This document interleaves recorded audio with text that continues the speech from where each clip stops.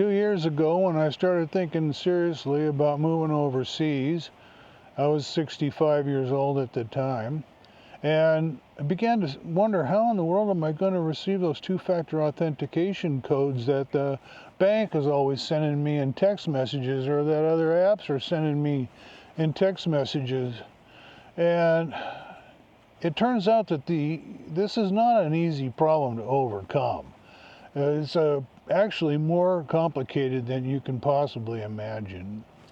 So in this video, I want to tell you what I did to overcome this hurdle, keep my US phone number, and still be able to receive two-factor authentication codes and text messages while I'm traveling abroad.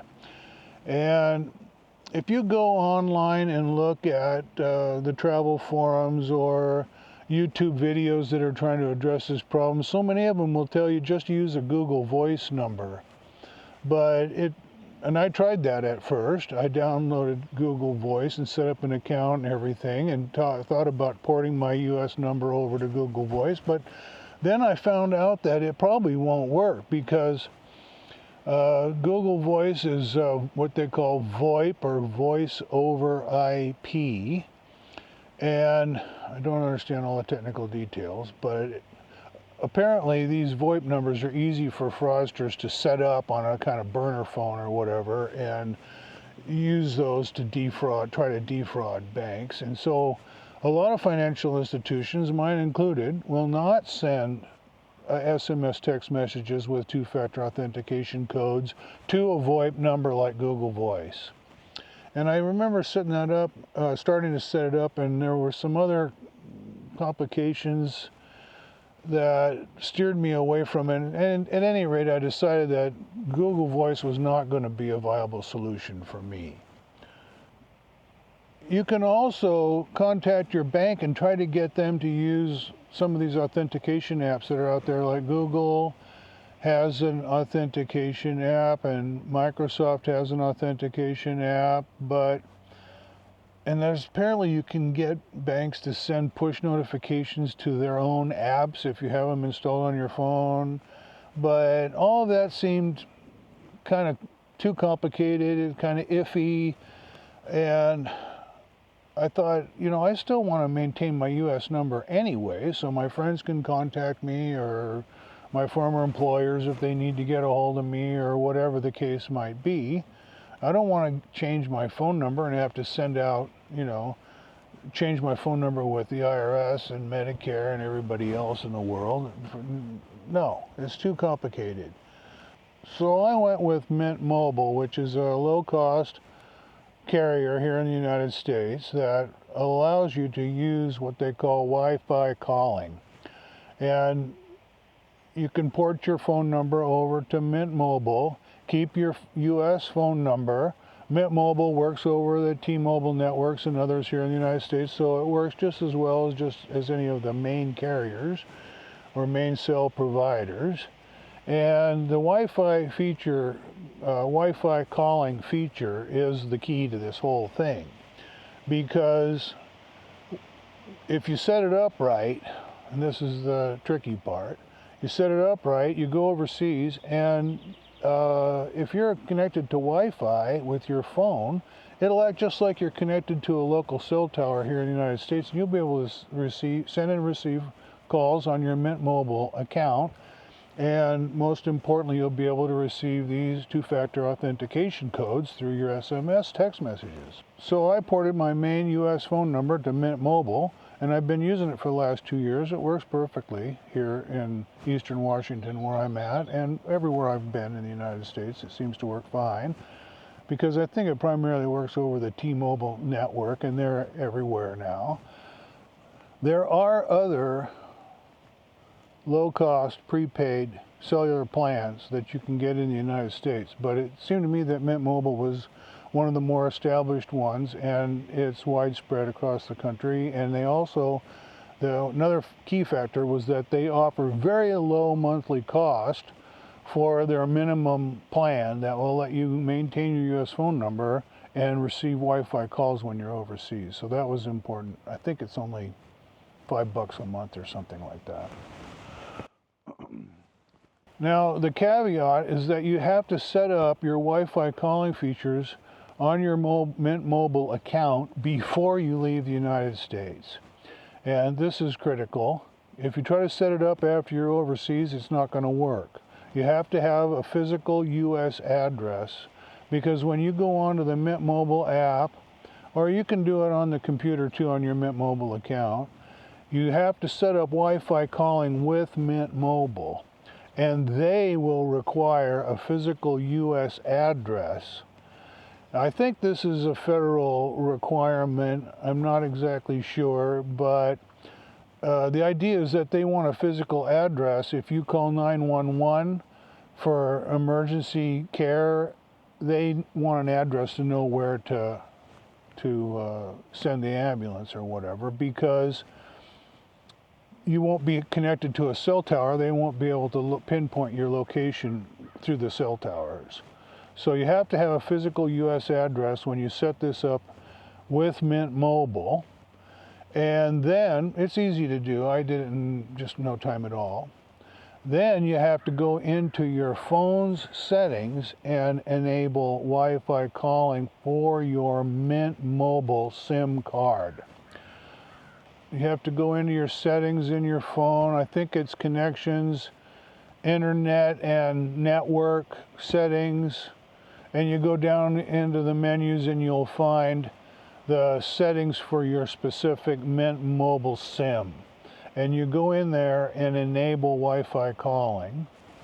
While you're in your settings, you should also turn off international data roaming for your Mint Mobile SIM, because you don't want to get overseas and start getting charged for roaming fees, these exorbitant roaming fees, because it's trying to connect to the local cell towers. So if you turn that feature off, so that it's not trying to roam to the local cell towers, it will be dependent on on a Wi-Fi connection, and that's what you want. So in order for this to work, of course, you have to be connected to a Wi-Fi connection in your hotel or in a restaurant or cafe or somewhere.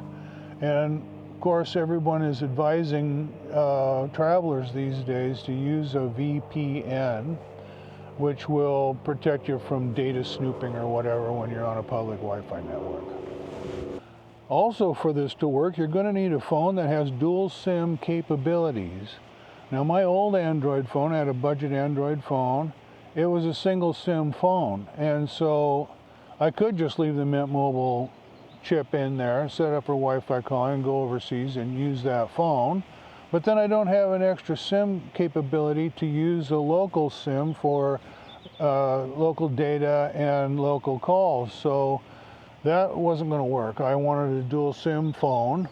Most of your mid-range phones now have a one physical SIM slot and capability of adding an eSIM or an electronic SIM that you can buy when you get overseas. Or you can set it up through some of these other apps, like Airlo is one that offers fairly inexpensive plans. So if you're using this Airlo app, you can buy a local SIM card for, say, Indonesia.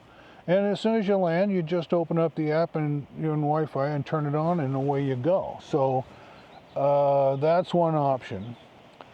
So I plan to just buy the local eSIM when I get on the ground in a foreign country overseas.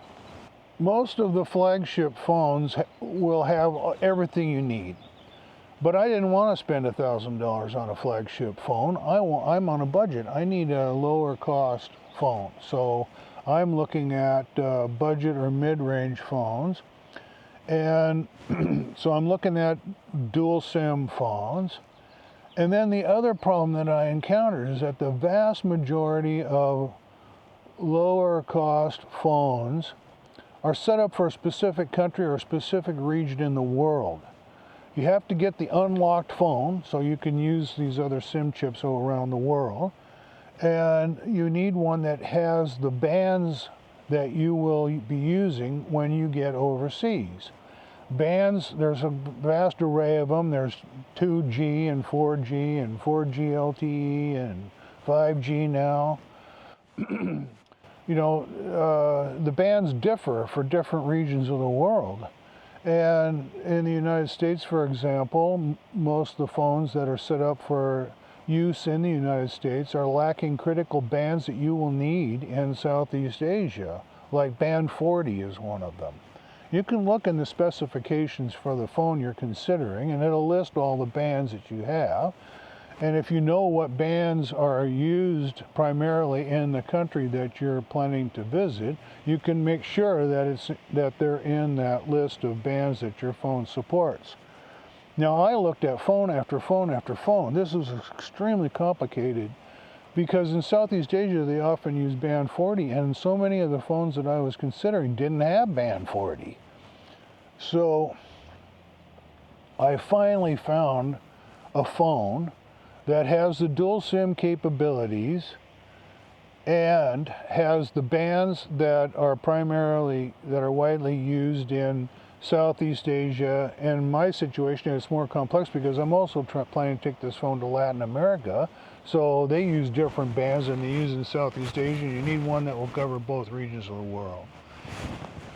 So yeah, this is, like I say, it's very complicated, and I ended up going with a Motorola Edge 2024. I was able to find it. That's the other problem. If you start searching for phones with these features, they might be from some obscure brand that you've never heard of before. You can only buy them online. They may be coming from some country like Taiwan or whatever. No, I found a phone that was stocked here locally at the local electronics store. I was able to go down and just pick it up. And the phone I got is the Motorola Edge 2024. And it only cost me less than $250. So that was in my budget range, and it has all the bands. It has the dual SIM capabilities. I'm going to leave the Mint Mobile chip installed in the phone and rely on eSIMs when I go overseas. And any provider will be able to set you up with an eSIM. Now, just while I'm thinking about it, I want to mention that when you land in Indonesia, if you're planning to stay more than 90 days, which in my case, I'm planning to stay 6 months, you have to register your phone with the government. And if you buy the eSIM in the airport, they'll be able to set you up because they're usually pretty good at that. If you wait till you get into Denpasar or Canggu or Seminyak or some other place in Bali and try to buy your eSIM from a local shop, small shop, which you find everywhere, they may not be so savvy about registering your phone. There is a booth in the airport, it's a government booth, where you can go up and register your phone with them so you won't have problems down the road. If you don't register your phone and you hit the 90-day limit, they're going to cut your phone off. And in order to get it turned back on, it's quite expensive. It's hundreds of dollars to get it back on. So you don't want to run into that problem.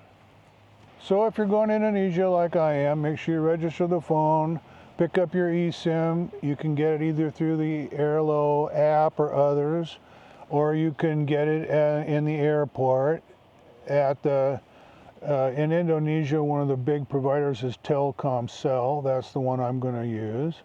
They have a booth in the international airport when you land in Bali and Denpasar, and they'll be able to set you up with your eSIM. Maybe for less than you can get it on Airlo, I'm not sure. But you'll pay more in the airport than if you wait till you get into town, or you get your accommodations and go down the street to the local Telkomsel office. That's where you get the cheapest rate. And if you're buying a cell phone plan that's going to last, for a whole month and give you enough gigabytes of data and so on, that's probably what I will do. You can get an Airlo eSIM that will last just for a few days, but the one thing I have to remember, again, is to register the phone as I'm going through the airport, and then however you get the eSIM from there, it's not that important. So that's the end of this little video that I wanted to give you guys a heads up on how to manage this hurdle. And it's been quite a journey to get this thing set up the way I want it. So hopefully this has been a big help to you. You might want to subscribe, because in future videos I'm going to cover the travel apps that I'm putting on the phone, and the important apps that you want to have when you go overseas, to Southeast Asia particularly. And I may talk about how to set up the banking end of things so that you don't, so you have good access to your funds when you're overseas.